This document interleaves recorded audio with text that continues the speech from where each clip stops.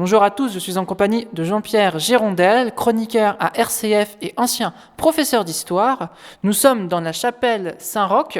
Est-ce que vous pouvez nous en dire un petit peu plus ? Alors, il faut d'abord situer la chapelle Saint-Roch, qui se trouve d'un jet de pierre de Pondouilly, un autre jet de pierre de Condé-sur-Noireau, de Clécy, et en allant sur Athis de l'Orne. Donc vraiment, c'est un carrefour qui est important. Alors, le plateau sur lequel est construite la chapelle s'appelle le plateau des Hogues, voilà, qui est, je dirais, l'un des petits sommets comme le Rocher Départ à Clécy qui domine. Alors, c'est un lieu idéal, c'est une éminence pour construire une chapelle, et notamment un lieu de foi. Est-ce que vous pouvez nous en dire un petit peu plus sur la vie et l'œuvre de Saint-Roch ? Alors, la vie et l'œuvre de Saint-Roch, elle est passionnante. Nous aurons l'occasion tout à l'heure de faire le tour et de voir les fresques. Saint-Roch est issu d'un domaine médical. Il est né à Montpellier. Et donc, c'est une famille bourgeoise, une famille aisée. Et lui-même, donc, décide d'aller vers la voie médicale. Et puis, patatras, comme beaucoup de personnes, la foi lui tombe dessus et il décide de devenir sébonite, ermite ou moine. Est-ce que vous pouvez nous donner la date de la construction de cette chapelle ? XVIe siècle. C'est un site de foi ancien ? Alors, effectivement, une petite chapelle, puisque pour prier, il fallait descendre sur Pondouilly, qui est quand même situé à 3 km d'ici, donc ce qui ne permettait pas aux gens du village de pouvoir prier comme ils le désiraient. Et puis, une chapelle, c'est toujours, comme nous l'avons vu dans d'autres chapelles, bonnes nouvelles, etc., il y a toujours une base. On ne construit pas une chapelle comme ça parce que le cadre est magique et merveilleux, etc. Et donc, les paysans avaient besoin d'un lieu de prière, et notamment, disons, avec les moissons, notamment à la mi-août, on en reparlera.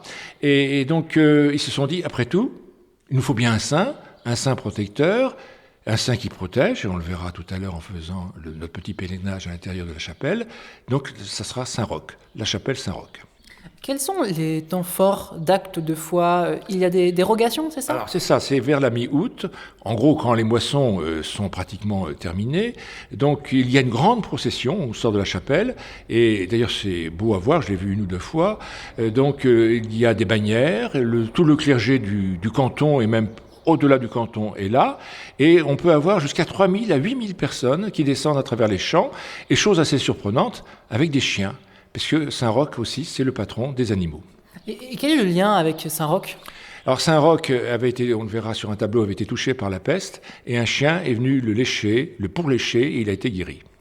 Cette chapelle a été rénovée en 1905, c'est ça ? Alors oui, rénovée en 1905, c'est la séparation de l'Église et de l'État, et donc ils se sont appropriés la chapelle juste avant la séparation de l'Église et de l'État, parce que ce serait à l'État de s'occuper de la chapelle. Et là, on a décidé un petit peu de la rafraîchir, de la rénover, mais que faire sur des murs blanchis ?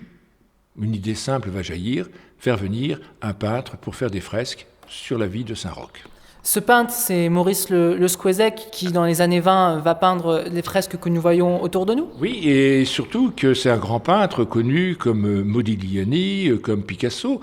Alors ce peintre nous paraît lointain dans l'espace et dans le temps, mais il a quand même réalisé plus de 3000 tableaux, et il était assez connu à cette époque.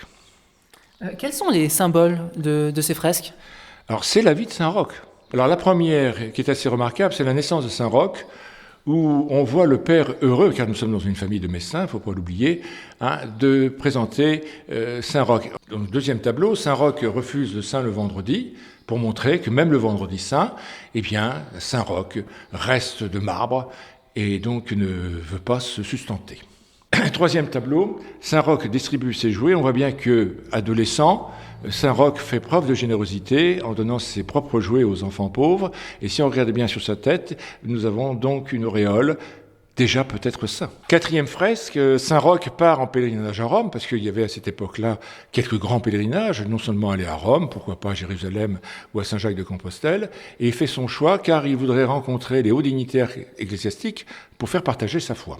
Alors, cinquième tableau, le plus grand dans la chapelle, c'est le fameux pèlerinage, où on voit la chapelle dans le fond, et puis Saint-Roch qu'on sort, parce qu'on le sort, comme tous les grands pèlerinages, à travers les champs, pour bénir donc la moisson. Et puis de l'autre côté, vous avez les bannières, les paysans, et puis les femmes aussi qui sont présentes, et tout ce monde-là dans un climat quasi religieux. Sixième tableau, donc Saint-Roch est reçu par les hauts dignitaires de l'Église. Septième tableau, très caractéristique, car Saint-Roch devient véritablement de plus en plus un saint. Il guérit donc les pestiférés, donc les gens malades de la peste. 8e tableau, Saint-Roch est touché par la peste lui aussi. Pour éviter donc qu'il y ait contamination, il se retire dans la forêt et là, un chien vient donc lécher ses plaies et le guérit. D'où l'attention après pour les gens qui ont des chiens de vénérer Saint-Roch. Avant-dernier tableau, Saint-Roch est malmené, il est emprisonné. On se pose des questions sur sa foi, sur sa personnalité et vous voyez qu'il reste là, prostré, simple, méditant. 10e coup de tonnerre, l'Église reconnaît enfin la sainteté de Saint-Roch. Une chapelle dont les fresques seront restaurées en 1984 par le peintre Mark Zopski. Oui, qui réussit, ma foi, une assez belle réhabilitation des fresques. Il y a un coup de maître qui est là, il n'y a pas de problème. Et la famille qui suit quand même l'œuvre donc de son ancêtre en peinture agrée. Dans ce sens-là, c'est une belle réussite. En 1999, la tempête touche l'église, les fresques vont être abîmées et il y aura une restauration ? Oui, ça sera le peintre Benitiva qui va le faire, mais avec moins de bonheur, la famille qui sera vraiment un peu déçue. Voilà. En 2013, c'est le 180e anniversaire de la tradition de Saint-Roch ? Voilà. Alors là, c'était une fête assez extraordinaire. Plusieurs évêques sont venus, l'évêque de Lorne, l'évêque de la Manche, l'évêque du Calvados, bien entendu. Et là, on est arrivé à toucher à peu près 15 000 personnes. C'était quand même, pour ce presque bicentenaire, quelque chose d'extraordinaire. Merci Jean-Pierre Girondel. Je rappelle que vous êtes chroniqueur à RCF et ancien professeur d'histoire. Merci de nous avoir écoutés. Je vous souhaite une bonne journée à l'écoute de RCF.